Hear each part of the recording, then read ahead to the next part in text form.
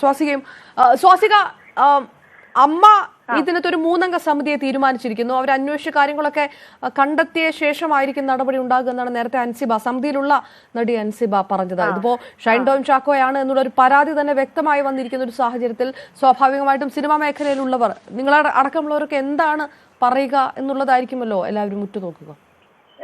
ഇപ്പോ വിൻസി പോലുള്ള ഒരു യങ് ആർട്ടിസ്റ്റ്, അതും ഒരു ഫീമെയിൽ ആർട്ടിസ്റ്റ് ഇങ്ങനെ ഒരു കാര്യം തുറന്ന് പറയുമ്പോൾ ആ ഒരു ധൈര്യം ഒരാൾ കാണിക്കുമ്പോൾ, കാരണം നമ്മളെല്ലാവരും പറയുന്നത് എന്തെങ്കിലും ഇഷ്യൂ ഉണ്ടെങ്കിൽ അപ്പൊ അത് റിയാക്ട് ചെയ്യണം, അപ്പൊ തുറന്ന് പറയണം എന്നാണ് ഇത്രയും നാളും എല്ലാവരും പറഞ്ഞുകൊണ്ടിരുന്നത്. സോ ഇപ്പൊ അങ്ങനെ ഒരു സംഭവം വന്നിരിക്കുകയാണ്. ആ കുട്ടി ഉടനെ തന്നെ റിയാക്ട് ചെയ്തു, വ്യക്തമായ നിലപാടെടുത്തു. അപ്പൊ അത് വളരെ അപ്രീഷിയേറ്റ് ചെയ്യേണ്ട ഒരു കാര്യമാണ്.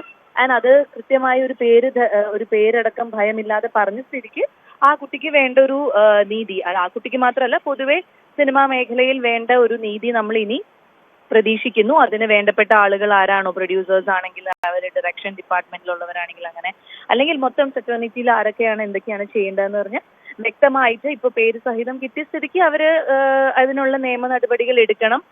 എല്ലാവർക്കും വർക്ക് സ്പേസ് ഒരു ക്രിയേറ്റീവ് ആയിട്ടുള്ള ഒരു സ്പേസ് ആണ്. അപ്പൊ അവിടെ എല്ലാവർക്കും ആൺ പെൺ വ്യത്യാസമില്ലാതെ എല്ലാവർക്കും നന്നായി വർക്ക് ചെയ്യാൻ പറ്റണം. അപ്പൊ അവിടെ ആരൊക്കെയാണ് ബുദ്ധിമുട്ടുണ്ടാക്കണേ, അത് വലിപ്പ ചെറുപ്പമില്ലാതെ അതിനൊരു നല്ലൊരു നിയമ നടപടി ഉണ്ടാവണം എന്നാണ് എനിക്കും പറയാനുള്ളത്. എന്തായാലും വിൻസി കാണിച്ച ധൈര്യം നമ്മൾ കാണാതെ പോരുത്. സ്വാസിക, ഇതിനകത്ത് പക്ഷേ ഇത് സിനിമാ മേഖലയിൽ നേരത്തെ അറിയുന്ന കാര്യമാണെന്നാണ് ശ്രുതി രജനീകാന്തനൊക്കെ പറഞ്ഞിരിക്കുന്നത്.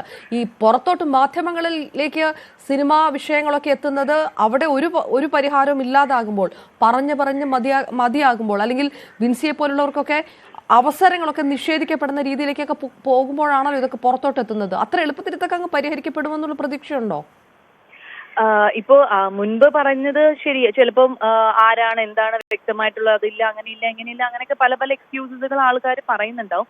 പക്ഷെ ഇപ്പോ വ്യക്തമായിട്ടുള്ള ഒരു കാര്യമായിട്ട് വ്യക്തമായിട്ടുള്ള ഒരു സംഭവമാണല്ലോ ഒരാൾ പറഞ്ഞിരിക്കുന്നത്. അപ്പൊ ഇനിയെങ്കിലും അതിന് ഒരു നടപടി എടുക്കാമല്ലോ. ഇത്രയും നാളും നമുക്ക് ചിലപ്പം, എനിക്കറിയില്ല, ഓരോ സെറ്റിലും ഓരോ രീതിയിലുള്ള പ്രശ്നങ്ങളായിരിക്കും ഉണ്ടാവുക. അപ്പോ ഒരു സെറ്റിലുള്ള ഒരു അനുഭവം ആയിരിക്കില്ല അടുത്ത സെറ്റിൽ ഉണ്ടാവുക.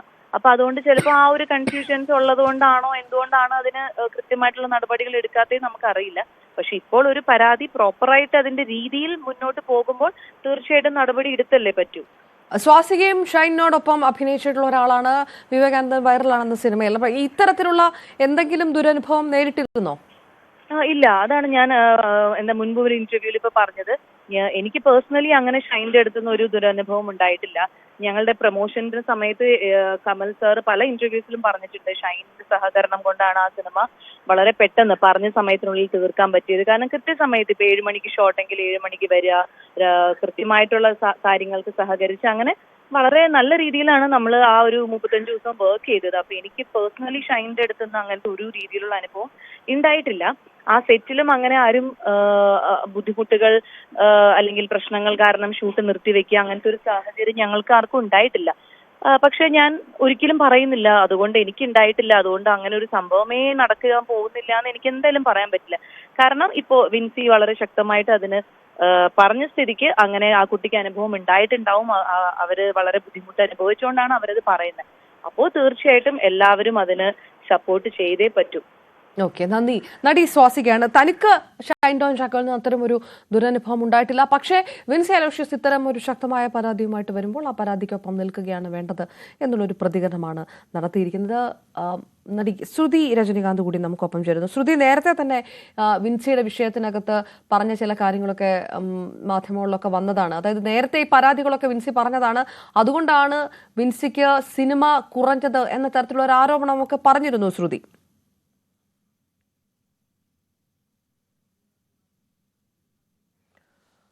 ഓക്കെ, സിനിമാ മേഖല എന്നുള്ള പ്രതികരണങ്ങൾ വന്നുകൊണ്ടേയിരിക്കുകയാണ്. ഇതിനകത്ത് ഇപ്പോൾ അമ്മയുടെ നിലപാട് 3-അംഗ സമിതി ഇത് ആലോചിക്കും. ഷൈൻ ടോം ചാക്കോയോടും വിൻസി അലോഷ്യസിനോടും സംസാരിച്ച് വിവരങ്ങൾ എടുത്ത ശേഷമായിരിക്കും നടപടിയിലേക്ക്. അതേസമയം ഇതൊരു താക്കീതിലൊന്നും ഒതുങ്ങില്ല എന്ന് ഫിലിം ചേംബർ പറയുന്നു. വളരെ കട്ട് ആൻഡ് റൈറ്റ് നടപടികളിലേക്ക് കടക്കുകയാണെന്നാണ് ഫിലിം ചേംബറും പ്രൊഡ്യൂസേഴ്സ് അസോസിയേഷനും പറയുന്നത്. സിനിമ സെറ്റുകളിലടക്കം ഇത്തരക്കാരെ നിയന്ത്രിക്കണം, ഇവർക്ക് സിനിമയിൽ അവസരം നൽകരുത്, ഇവരുടെ സിനിമ സഹകരിക്കരുത് മുതലായ കാര്യങ്ങളൊക്കെയുണ്ട്. പക്ഷേ താരസംഘടന അല്പം കൂടി മയപ്പെട്ട രീതിയിലേക്ക് ഈ വിഷയത്തെ എല്ലാ തവണ ഏത് തരത്തിലാണോ താരസംഘടന എടുക്കാറുള്ളത് അത് ആ തരത്തിൽ തന്നെ ഒക്കെയാണ് എടുത്തിരിക്കുന്നത്. ശ്രുതി രജനീകാന്തും നമുക്കൊപ്പം ചേർന്നു. നടി ശ്രുതി, ഈ ബിൻസി അസോസിയേഷന്റെ പരാതി വന്നപ്പോൾ ഇത് ആരാണ് എന്ന് അറിയാത്ത സമയത്ത് പോലും ഇത് നേരത്തെ വന്ന പരാതിയാണ്, അതുകൊണ്ടാണ് ബിൻസിക്ക് സിനിമ കുറഞ്ഞത് എന്ന് ശ്രുതി പറഞ്ഞിരുന്നു അല്ലേ?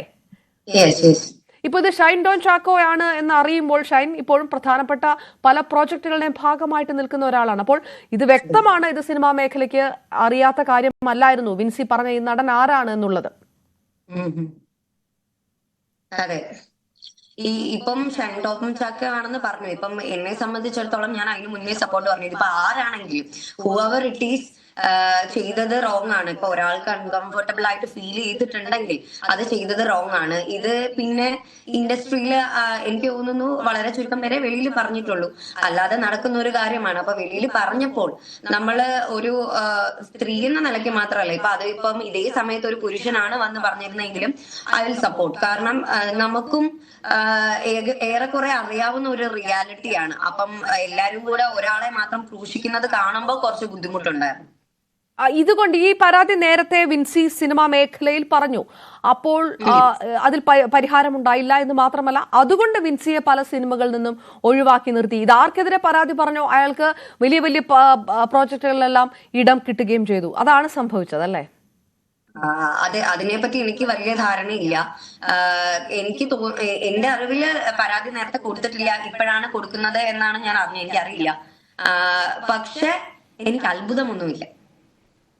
ഇത്തരം അനുഭവങ്ങളിലൂടെ ഒരുവിധം എല്ലാവരും കടന്നു പോയിട്ടുണ്ട് എന്നാണ് നേരത്തെ നടി രഞ്ജനയും ഭാഗ്യലക്ഷ്മിയും ഒക്കെ പ്രതികരിച്ചത്. നിങ്ങളുടെ തലമുറയ്ക്കും അത് തന്നെയാണ് പറയാനുള്ളതാണോ?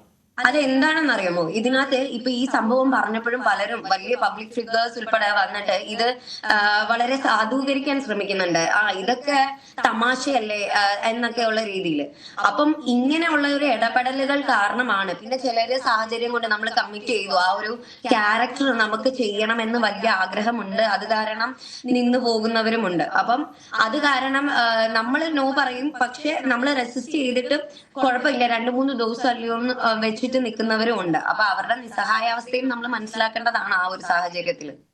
ഓക്കെ, പക്ഷെ അപ്പോഴും ഈ പ്രൊഡ്യൂസേഴ്സ് അസോസിയേഷൻ പറഞ്ഞിരിക്കുന്നത് ഇങ്ങനെയുള്ളവരൊന്നും സിനിമയിൽ വരരുത്, സഹകരിപ്പിക്കരുത് എന്നൊക്കെയാണ്. പക്ഷേ താരസംഘടന അമ്മ കുറച്ചും കൂടെ മയപ്പെട്ട ഒരു നിലപാടെടുക്കുന്നു, ഒരു 3-അംഗ സമിതിയെ വെച്ചിരിക്കുന്നു, അപ്പുറത്തും ഇപ്പുറത്തും ഒക്കെ കേൾക്കണമല്ലോ എന്നൊക്കെ പറയുന്നത്. ഈ അപ്പുറത്ത് നിൽക്കുന്ന ഒരാള് ഹൈബ്രിഡ് കഞ്ചാവ് കേസിൽ പോലും അന്വേഷണം നേരിടുന്ന ഒരാൾ കൂടിയാണ്.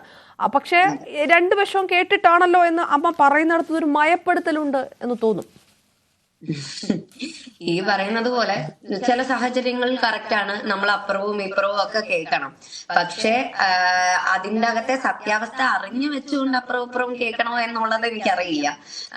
അത് ഓരോരുത്തരുടെ ഇടപെടലുകളല്ലേ. ഇപ്പം എല്ലാ കാര്യത്തിനും നല്ലൊരു തീരുമാനം ഉണ്ടായിരുന്നെങ്കിൽ നമ്മൾ ഇപ്പോ ഇങ്ങനൊരു ചർച്ചയിൽ ഇരിക്കേണ്ടി വരില്ലായിരുന്നു എന്നാണ് എനിക്ക് തോന്നുന്നത്.